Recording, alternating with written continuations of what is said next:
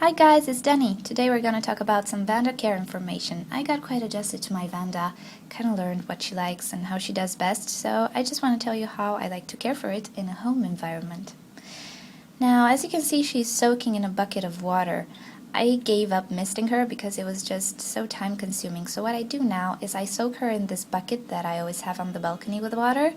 About 2 or 3 times a day, once per day if it's very cloudy and humid outside.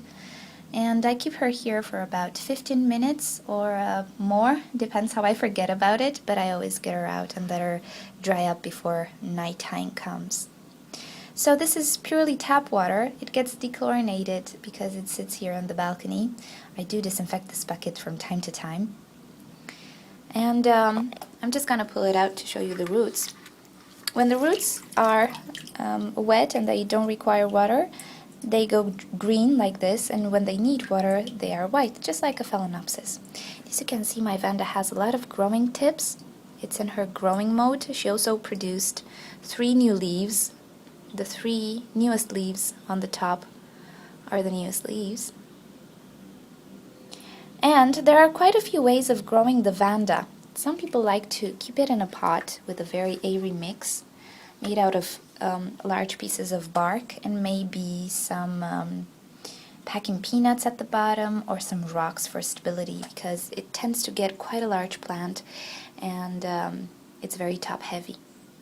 But some people, like me, like to keep it in a hanging basket, and that's what I do. I didn't find any Mexican moss. I'm sorry if I'm saying it wrong. I just saw it in your videos. I didn't see it here. So I don't have any kind of moss to place around the roots, so I just keep it bare-rooted, hanging, and it seems to be doing pretty well.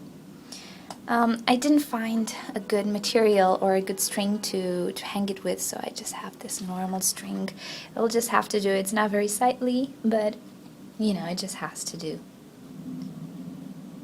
I fertilize her about once a week in a diluted solution of Orchid Fertilizer, which I just mix into this bucket here. I'm using half strength just to be sure that I don't burn any roots, and she seems to like it. Other than that, I just mist her. Whenever I mist my orchids, I mist her as well, and she seems to be enjoying it. She does like a lot of light, and I'm just gonna show you a little later where exactly I keep her and how much light she's receiving. Okay, so before I show you where I keep her, I just want to show you a very interesting thing. If you can see, I'll try to show you, right here between the leaves, there is a little nub in here. Hopefully you can see that. Let me try to get the sun. Oh no, it's impossible. Well, there is a little nub in here. Now, this might be a new flower spike. And I understand from my orchid friend that when the flower spike comes up, it doesn't look like a phalaenopsis flower spike. It's not pointy and edgy. It's actually round, just like a root. And the roots tend to sprout from the bottom part of the plant, and the flower spikes from the upper part of the plant. So this nubbin is sprouting from just above where the last flower spike used to be. So I'm guessing it is a new flower spike, which is very thrilling, and yeah, I wasn't expecting it. Okay, so now I will show you where I keep my Vanda and how it looks hanging. Okay, this is where I keep my Vanda, and excuse the lightning, I can't seem to do anything about it with this camera. It's just very bright, and I use a sort of a plastic thingy, translucent thingy in the window that I can pull down anytime I want. And it's receiving southeastern light from this angle. My balcony has southern exposure, but it also has these sides that give me eastern and western sunlight. So I guess I'm lucky because I can keep my sun-loving plants here. I do have some other cattleyas that I put in a basket there, and everything goes okay. Yeah, it's really not ideal because, you know, Vandas come with that specific way of hanging that wire, but this one didn't, so I just had to make use of what I could.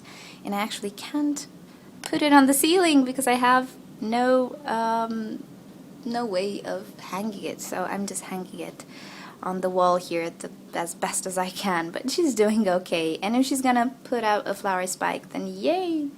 I'm happy. Okay, another thing. My girls just decided to order something from the German shop again, and I just couldn't resist it, so I did order another plant. It's a Vandaceous type again. It's not quite a Vanda, it's just in this family, and it is absolutely beautiful. Absolutely breathtaking, but I will show it to you next week because it's supposed to arrive next week.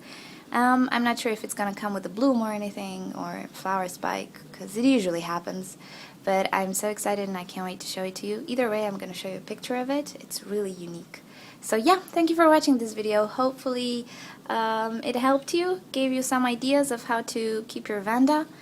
And if you want to see more videos, please subscribe, and you can leave me any comments. I'll get back to you, and I'll see you next time. Bye!